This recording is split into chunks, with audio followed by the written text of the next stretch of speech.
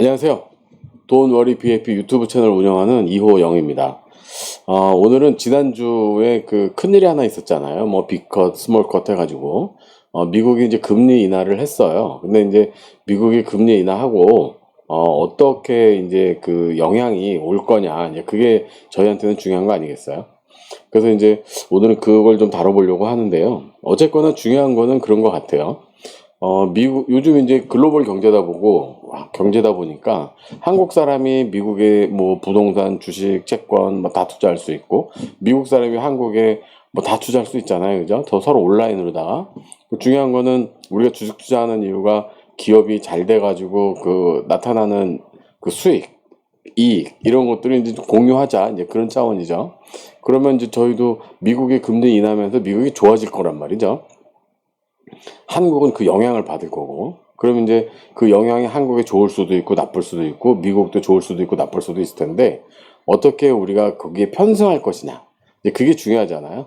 그래서 어떻게 하면 우리가 우물안 개구리가 되지 않고 이걸 감정적으로 볼 게 아니라 거기에 편승할 것이냐, 이제 그런 면을 한번 살펴보는 시간을 갖도록 하겠습니다. 그러려면 이제 여러 가지 이슈들이 있는데 많이 다룰 거예요. 그래서 여러분들도 같이 잘 따라오시면 좋겠습니다. 지난주에 구독자분들이 또 늘었어요. 그래서 이제 160명을 넘어갔습니다. 그래서 이제 점점 유튜브 채널이 발전한다는 느낌을 많이 받고 있는데, 이게 굉장히 좋은 시그널인 것 같습니다. 그래서 요즘 또 경기 변화도 많고 그래서 그런 것들이 아닌가 싶고요. 오늘도 좋아요, 댓글, 구독, 알림 신청 해주시기 바랍니다. 안 해주시면 안 돼요. 해주셔야 더 채널이 발전할 것 같습니다. 미국이 금리 인하할 때 이슈가 제가 한 8가지 정도로 이제 정리를 해봤어요. 그래서 빅컷이냐 아니냐, 또 25bp 인하됐고, 고용 악화다, 또 달러 약세다, 경기 악화다, 뭐 행정부 강요가 첫 FOMC 위원이 됐다, 미국 국채가 어떻고 저떻고, 스테이블 코인이 어떻고 저떻고, 뭐 이런 얘기들이 많이 있었어요. 그러면서 뭐 저희 나라에서도 지금 뭐 삼권 분리가 되니 안 되니, 왜 간섭을 하니, 막 이런 얘기 있지만, 미국에서도 행정부가 파월에 사입을 요구하는 거는 월권이다, 뭐 이런 얘기도 있었고. 그래서 어쨌거나 이제 미국 금리는 4.0에서 4.25%로 0.25%가 낮아졌죠. 근데 이제 이걸 25bp라고 얘기하죠. 아무래도 미국은 이제 국채 발행에 대한 이자를 갖다가 뭐 전체 재정에 한 20% 정도 쓰고 있다고 하는데, 그게 이제 줄어들 거 아니에요. 이자가 줄어드니까 이제 재정 여력이 좀 생기는 거죠. 그러면서 이제 추가 국채를 더 발행할 수 있는 여유도 좀 생기는 그런 부분이 있을 겁니다. 그런데 이제 그런 것들을 갖다가 지금 이제 새로운 대통령 트럼프가 올라오면서 스테이블 코인이라는 걸로 계속 이제 뭔가를 자꾸 엮고 있어요. 근데 말씀 들어보면 트럼프 대통령 된 이후에 국채 발행은 없었다고 하네요. 스테이블 코인으로만 지금 이제 국채를 다 이렇게 넘기고 있는 거예요. 그래서 스테이블 코인이 엄청나게 유통이 많이 늘었다, 이제 이런 얘기들이 있습니다. 그리고 환율은 금리 인하가 되면, 환율이 떨어진다는 거, 그러니까 금리가 인하한다는 거는 경제가 안 좋다는 얘기고, 금리가 올라간다는 얘기는 경제가 좋다는 얘기죠. 왜냐하면 경제가 좋으니까 시중에 돈이 많고, 돈이 많으니까 그로 인해서 모든 물가 상승 압력들이 있고, 그게 어느 일정 시점을 넘어가게 되면 이제 인플레이션의 압력이라는 게 있는 것이고, 그러다 보니까 이제 그런 것들이 부동산으로 이제 나타나는 경우도 있고, 주식시장에서 뻥 터지는 경우도 있고, 뭐 여러 가지 케이스가 있겠죠. 이제 그런 거죠.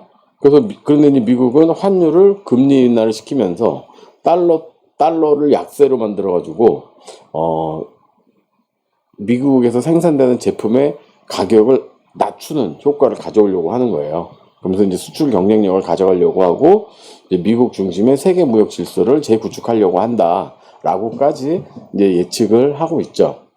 아마도 그럴 것 같아요. 왜냐하면 전 세계에 있는 제조업들을 갖다가 다 지금 미국으로 걷어들이고 있잖아요. 관세를 이용을 해서. 이제 그런 게 아마 그런 이유 중에 하나가 아닐까, 이제 그렇게 생각을 하고 있습니다.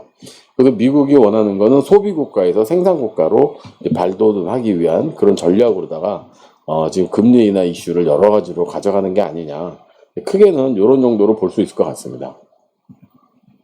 그럼 이제 한국 금리가 인하될 거잖아요. 그럼 한국에서 금리가 인하되면 이제 그거는 주식, 채권, 부동산, 그 다음에 이제 요즘 대안으로 떠오르는 금이라던가 암호화폐라던가 이렇게 좀 볼 수 있을 것 같아요.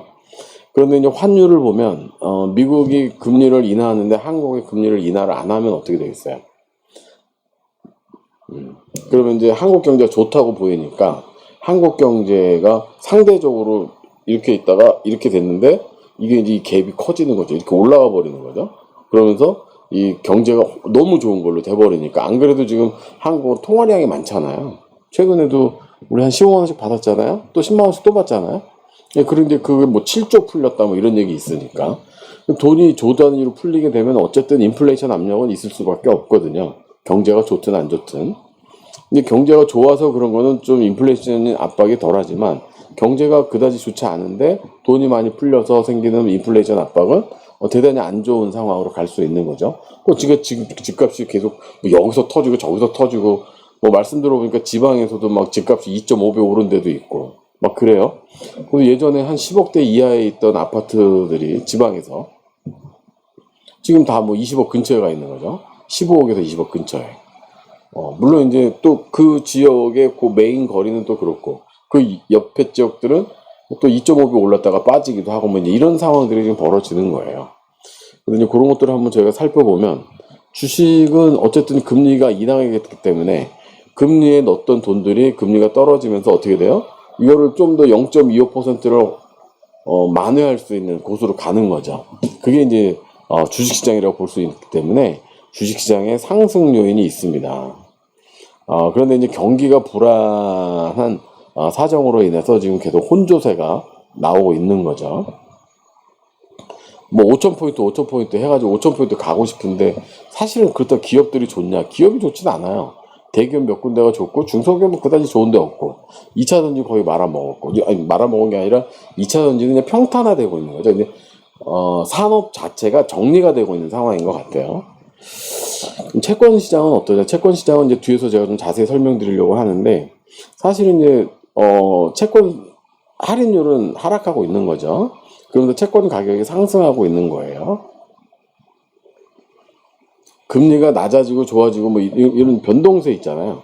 금리가 높아지면 예를 들어 지금처럼 금리가 낮아졌어요. 금리가 낮아지면 채권 금리가 상승하죠. 이런 변동 시점에서 채권 시장은 이제 수익률이나 뭐 이런 거래들이 좀 활발하게 이루어지죠. 그렇지만 어쨌든 이게 뭐 4%에 있던 거냐, 3%에 있던 거냐, 2%에 있던 거냐 하면 이런 4% 같은 경우는 0에서부터 4%까지 유격이 있잖아요. 근데 3%에서 0%까지는 세계 3%의 유격이 있는 거잖아요. 채권은 어쨌든 금리가 내려가면 내려갈수록 수익률은 줄어들 수밖에 없다. 이제 그렇게 보시면 좋을 것 같아요. 그렇지만 이게 올라가거나 내려가거나 이렇게 변동이 있는 시점에서는 이제 갈아타는 뭐 그런 부분들이 있기 때문에 수익은 좀 날 수 있다. 이제 이렇게 볼 수가 있고요. 부동산은 뭐 좀 전에도 말씀드렸지만 통화량이라든지 여러 가지 요인으로 봤을 때 정책적인 것도 그렇고 상승 요인이 되게 많죠. 그래서 이제 정부에서는 부동산 잡겠다, 막 때려잡겠다는 식으로 나오죠.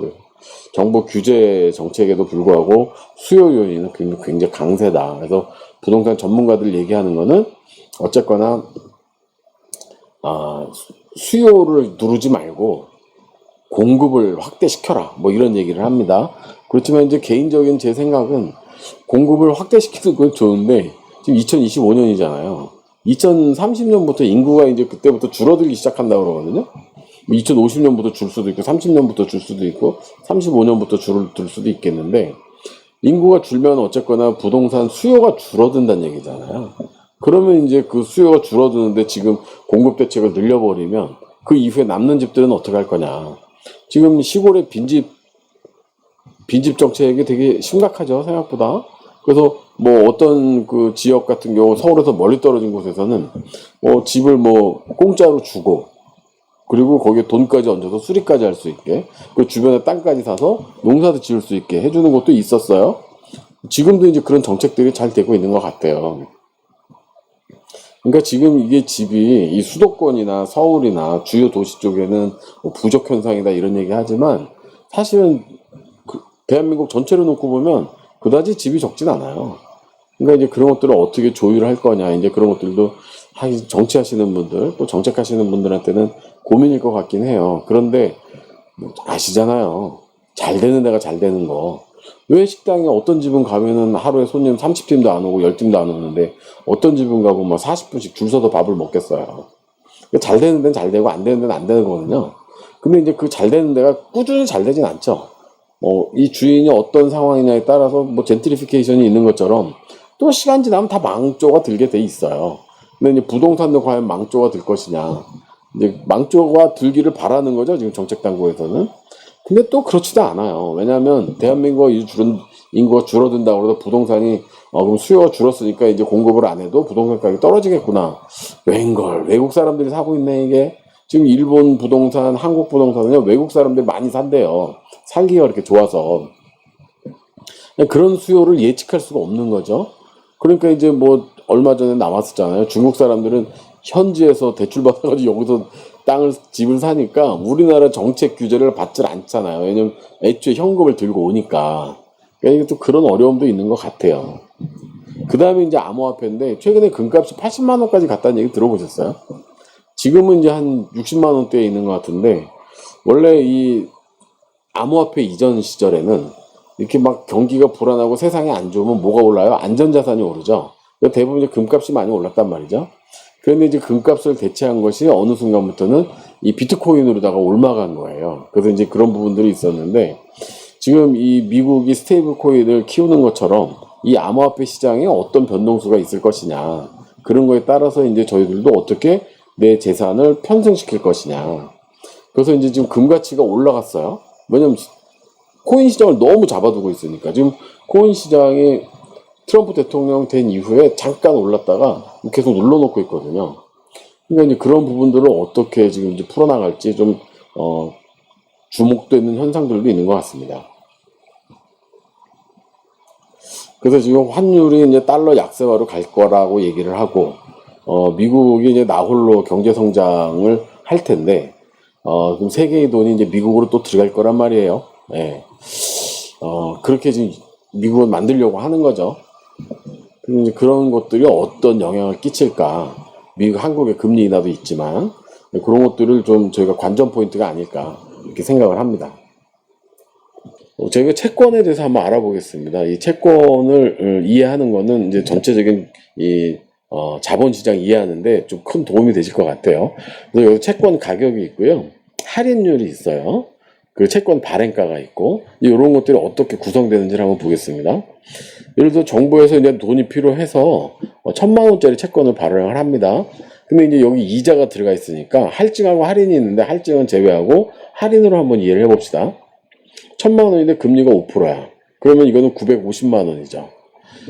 그런데 금리가 3%로 따로 떨어졌네? 그러면은 내가 1,000만 원인데 1년 후에 1,000만 원 주면 되잖아요. 그럼 얼마에 이걸 팔면 되겠어요? 970만 원이죠.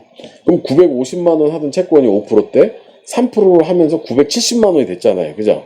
그럼 채권 가격이 올라갔어요? 떨어졌어요? 950에도 970으로 올라갔죠.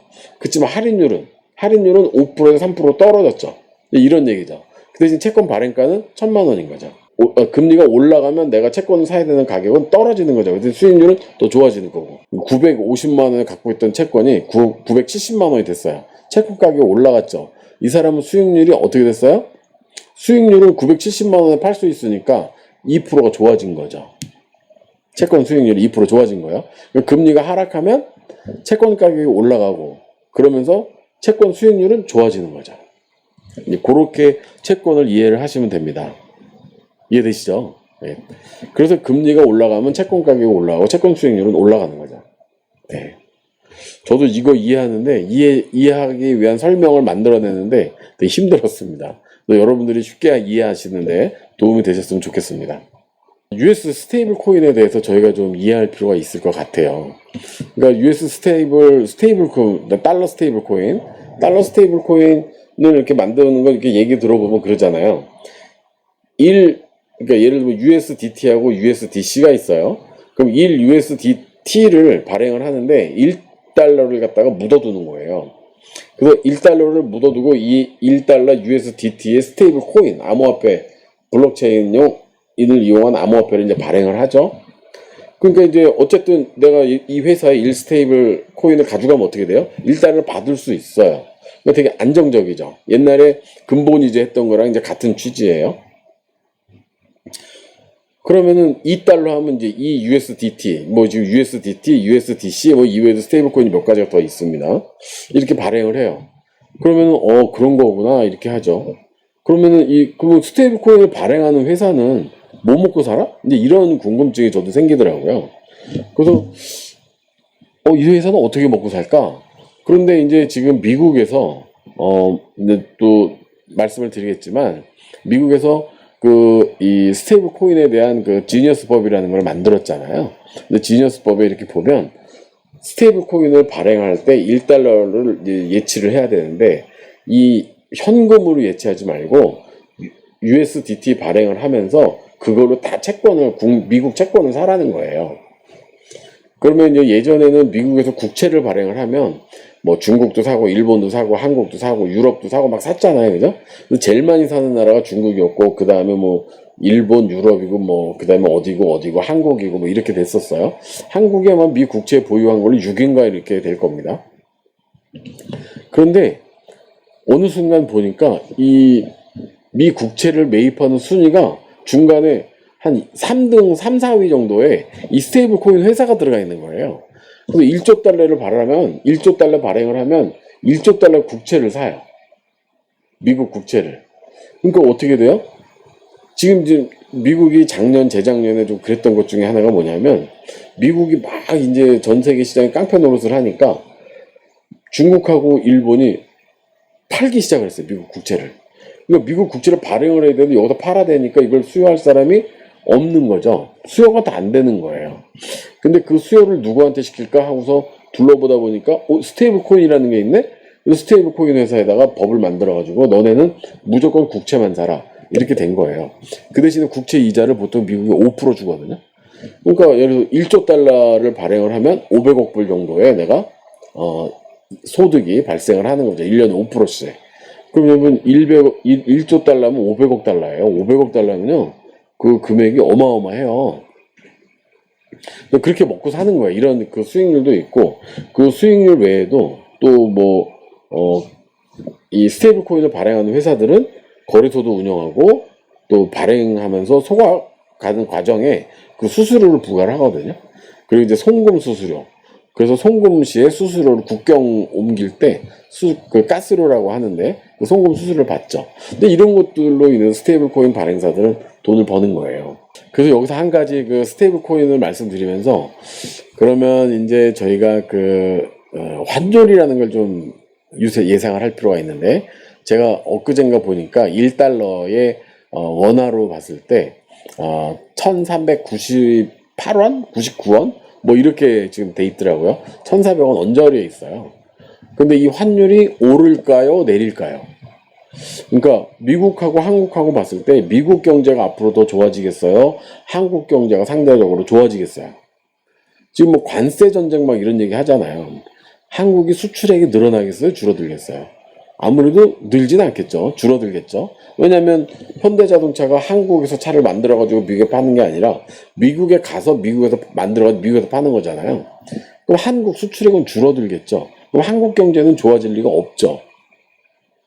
그러면은 한국 경제가 나빠지고 미국 경제가 좋아지니까 환율은 더 올라가겠죠. 뭐 옛날에 그 IMF 때 1,800원 뭐 거의 2,000원까지 찍었다고 그러잖아요.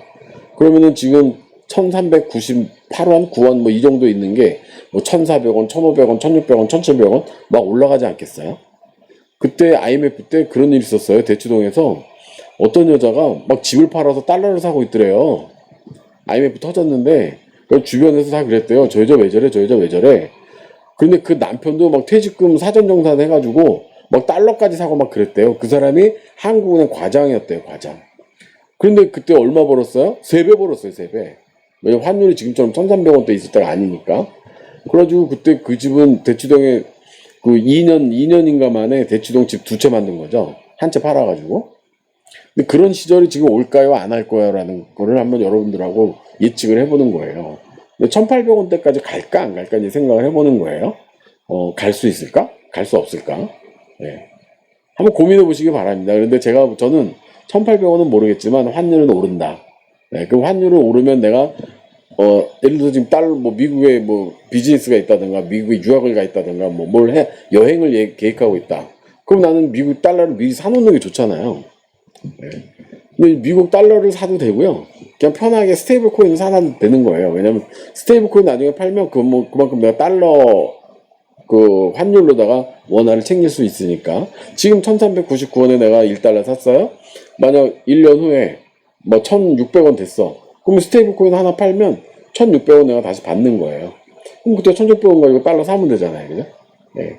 네, 그런 식입니다. 그래서 이 스테이블 코인으로다가 달러 투자를 대신할 수도 있다. 이제 그렇게 보시면 돼요. 그래서 제가 9월 19일 날 조회를 해보니까 1달러의 유일 USDT가 얼마냐?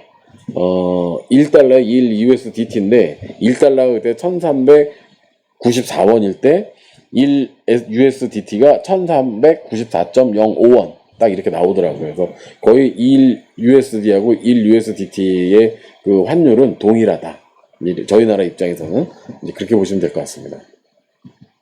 그리고 이제 저희가 한 가지 또 이렇게 투자를 하면서 여러분들이 좀 이렇게 고려사항으로 알아두시면 좋을 것 같다. 이런 자료 내용이 좀 있어요. 이제 2025년 경제 성장뿐만 아니라 내년 성장, 또 지난 한 20년 동안의 경제 성장, 이제 이런 것들을 좀 보시면 좋을 것 같은데, 뭐 잘들 아시겠지만 중국이 막 10%대 성장을 하다가 최근에 뭐 7%대 왔다가 6%대 왔다가 뭐 실질 경제 성장률 뭐 3.4%다 뭐 이런 얘기 하잖아요. 그리고 뭐 미국은 지난 20년간 88%가 성장을 했는데 유럽 같은 경우는 뭐 8% 성장했다 뭐 이런 얘기 하잖아요. 그래서 미국만 성장하는 거냐 우리 이제 이런 생각을 하죠. 야 지금 다른 나라는 다 힘든데 미국만 성장하네 뭐 이런 생각을 한단 말이죠. 또 올해 경제 성장을 한번 보시면 신흥국이라고 할 수 있는 인도, 베트남, 뭐 인도네시아, 브라질, 러시아 이렇게 있는데 인도가 6.4%, 베트남, 태국, 인도네시아가 4.6%, 브라질이 2.1%, 러시아가 2.0% 이렇게 이제 올해 경제 성장을 할 거라고 나와 있고 중국이 4.1% 나와 있는데 사람들이 뒷소리로 3.4% 정도 된다 이렇게 보고 있고 미국이 실질적으로 3.4% 정도 성장할 거라고 보고 있고 선진국들이라고 할 수 있는 유럽이 0.9%, 일본이 0.6%, 한국이 2.0% 이제 이렇게 성장할 거라고 나와 있어요. 그래가지고 전체적으로 세계적으로 봤을 때는 한 3.3% 정도 경제 성장을 하지 않겠느냐 이제 이렇게 얘기를 합니다. 근데 이제 거기서 제가 이렇게 얘기 들어본 걸로는 어떤 거냐면 미국이 중국이 경제 성장하는 걸 이제 빼먹으려고 한다고 그래요. 빼먹어 왔다고 그러고 이렇게 표현을 합니다. 그래서 중국의 경제 성장률이 떨어진 이유 중에 하나가 뭐냐면 미국이 그 경제 성장률을 가져갔다. 이렇게 뺏어왔다. 이렇게 이제 표현을 하는 거죠. 그리고 거기에 이제 처음에는 중국 것만 하다가 나중에 보니까 뭐 동맹국들도 나 때문에 먹고 사는데 동맹국들 경제 성장률도 갖고 와야 되겠다. 이렇게 해서 유럽, 일본, 한국 여기가 이제 다 힘들어지는 그런 상황이 벌어진 거죠. 중국만 힘들어지는 게 아니라. 미국이 이제 그런 식으로다가 사실은 미국 경제 규모가 전 세계 1등일 텐데 그 전 세계 1등인 미국 경제는 3.4% 성장하는데 다른 선진국들은 1%대 미만의 성장률을 가져간다는 건 좀 안 맞죠. 사실은 같이 잘 살아야 되는데 얘 잘 살리려고 다 밑에다가 조공바치고 있는 그런 형국인 거잖아요. 그래서 이제 2025년에 경제 성장을 하면 이렇게 될 거라는 거예요. 근데 이 말씀을 왜 드리냐면 그러면 경제 성장률 높은 회사에 주식에 투자하시겠어요? 경제 성장률이 낮은 나라에 주식에 투자하시겠어요? 근데 요거 말씀 제가 드리려고 요거 하는 거예요. 근데 꼭 그게 주식만 있겠어요? 아니면 코인도 있겠어요? 코인 회사의 대부분은 미국에다 있잖아요. 그죠? 그러니까 이제 그런 것들도 저희가 한번 같이 고민해 보실 필요가 있고 부동산 투자한다고 그러면 예를 들어서 한국에 투자하는 게 안정적이겠어요? 미국에 투자하는 게 안정적이겠어요? 프랑스에 투자하는 게 안정적이겠어요? 뭐 그런 것들이죠. 그러면서 이제 부동산 개발 사업은 또 어떨 거냐 이런 것들도 같이 고민해 볼 필요가 있죠. 어저께 제가 영화를 한 편 봤는데 그 영화가 뭐 스페인 쪽 영화였던 것 같아요. 약간 서바나 같은 것들을 하더라고요. 근데 거기서 이제 유산받은 바닷가에 있는 땅이죠. 바닷가에 있는 땅인데 뭐 예를 들면 가격 9만 불이야. 그래서 이제 9만 불에 팔라고 그래서 처음에는 씨알도 안 먹히다가 나중에 한 10년 5년 이렇게 지나고 나서 근데 얘네들이 그 땅을 살려고 작업을 한 거예요. 부동산 개발업자들이. 그래서 쑥 가가지고 막 이제 그 작업을 합니다. 그래서 살려고 하는 거죠. 근데 나중에 그 음모를 알고 봤더니 그 땅을 그 옆에 있는 것들하고 같이 개발을 하면 9만 불이 아니라 90만 불 정도의 가치가 있는 그런 땅이었던 거예요. 근데 이 땅 주인이 팔려고 하다가 나중에 그 음모를 알게 되고 안 판 거예요. 무슨 얘기냐면 우리나라도 이제 그런 부동산 개발 사업이 되게 중요한 게 된 거예요. 사람들이 찾을 수 있을 만한 관광지 내지는 사람들이 찾을 수 있을 만한 그런 뭐 요지의 그런 건물들을 만들 수 있다고 그러면 그 부동산 개발 투자에 우리가 참여할 수 있다. 이런 것도 보실 수 있을 것 같아요.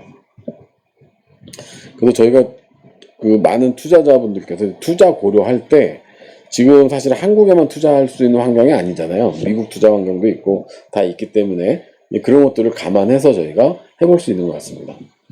한국하고 미국이 지금 계속 이제 금리 역전 현상이 벌어지고 있고, 어쨌든 미국은 그 강력한 힘을 바탕으로 금리를 낮추면서 정권 초기에는 이제 달러 강세로 가려고 하던 거를 달러 약세로 이제 방향을 전환을 했습니다.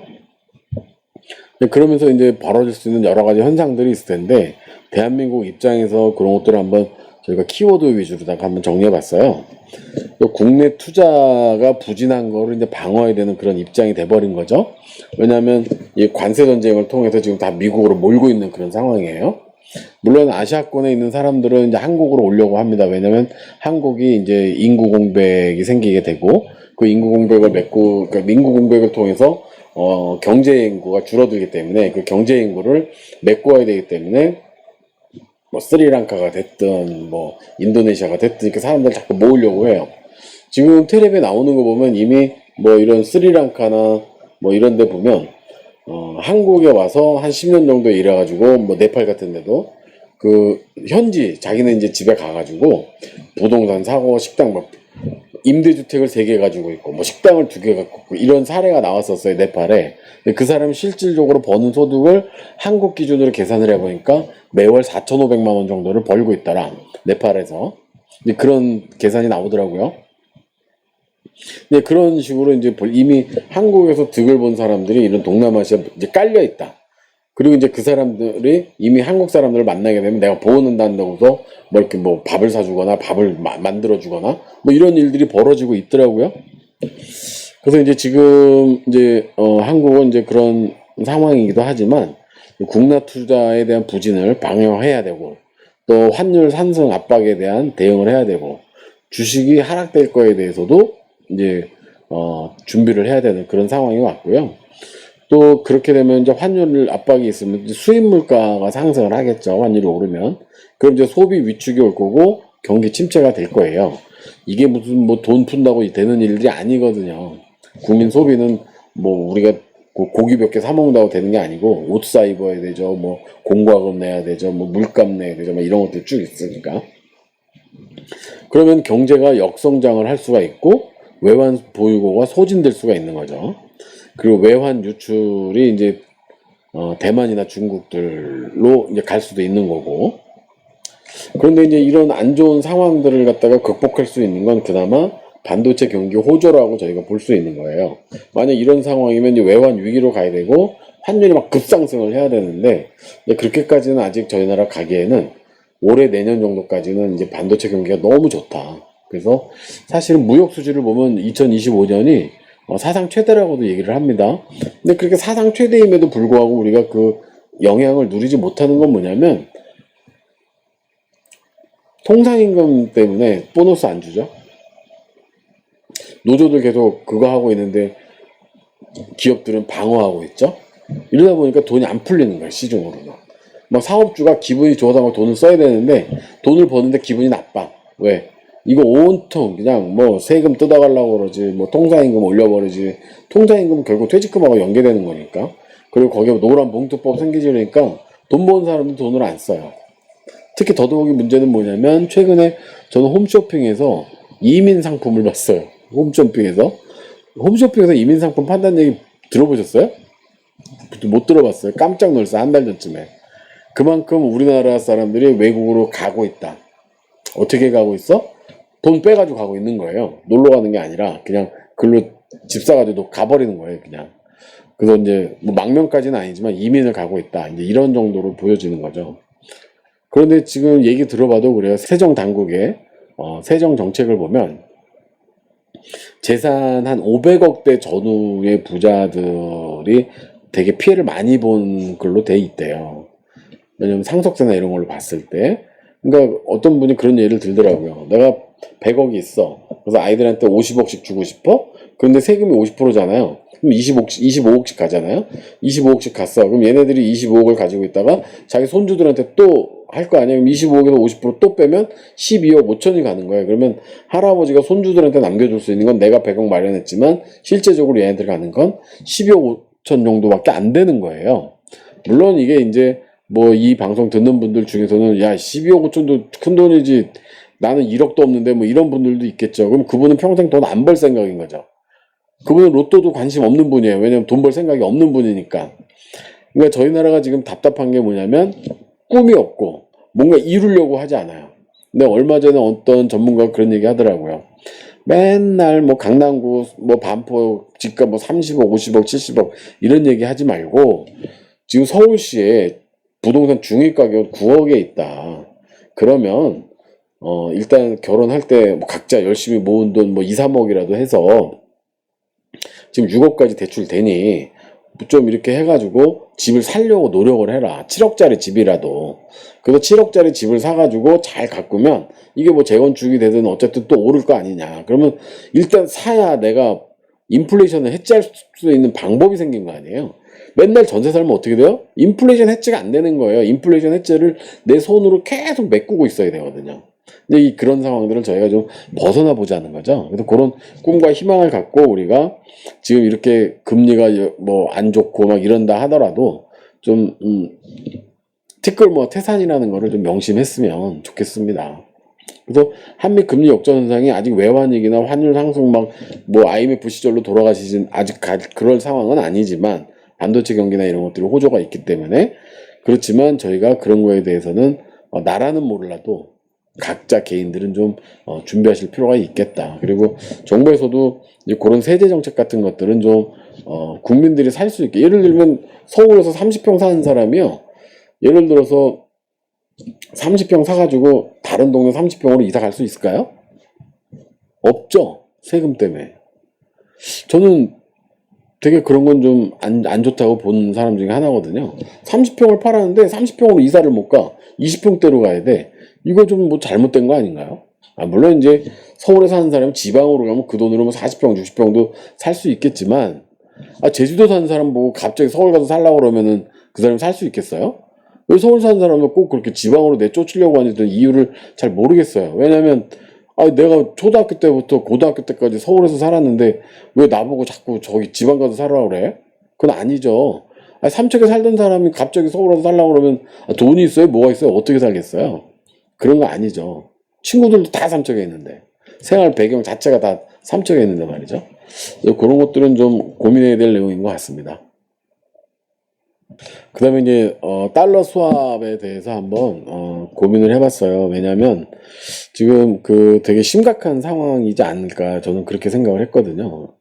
저희가 IMF 왔을 때도 달러 수합 이런 것들이 돼 있었으면 외환위기 오지 않았거든요. 근데 저희 나라는 지금 미국에서 당장 3,500억 달러 투자하라고 그러는데 그것도 현금 갖고 와서 투자해라 이제 이런 얘기라고 해요. 그런데 얘기 들어보면 저희 나라가 그럼 1년에 달러를 어느 정도 모을 수 있느냐 한 300억 달러 정도 된다고 그래요. 그러면 3,500억 달러면 11년어치가 넘는 거예요. 근데 이게 11년치를 갖다가 어쨌든 트럼프 대통령 재임 기간 이내 다 갖다가 투자를 해야 되잖아요. 그러면은 3,500억 달러를 투자하게 되면 대한민국은 어떻게 돼요? 외환위기는 불을 보듯 뻔한 거예요. 그런데 미국에서 달러 수합을 요청을 했는데 지금 뭐 일본이나 뭐 유럽 국가 뭐 이런 데들하고는 하고 있죠. 스위스라든가 뭐 이런데. 그런데 한국만 안 해주는 거예요. 외환 그 수합 계약을. 근데 거기에는 이제 한 가지 이유가 있더라고요. 어떤 분이 얘기해 주는데 딱 꽂혔어요. 저희가 지금 환율이 1399원이잖아요. 그러니까 트럼프가 생각하는 달러 수합의 적정 환율이 아니라는 거죠. 왜냐하면 달러 수합 계약을 맺으면 지금 가격으로 그 계약 기간 끝날 때까지 달러 수합을 해줘야 되는 거래요. 예, 뭐 그래서 1년마다 연장하잖아요. 이게 예를 들어 1,600원이면은 나중에도 1,600원을 할 수 있고 1,800원이면 나중에도 1,800원을 할 수 있는데 1,399원이면 아직 미국이 원하는 원화 가치 절하가 안 이루어진 거예요. 그래서 이게 한 1,500원대 가야 달러 수합 계획이 가능할 수 있다. 이런 뭐 1,500원은 제가 그냥 예를 드는 거지만 1,399원보다는 더 올라야 트럼프 대통령이 달러 수합 계약을 해줄 것이다. 이런 얘기를 어느 분이 하시더라고요.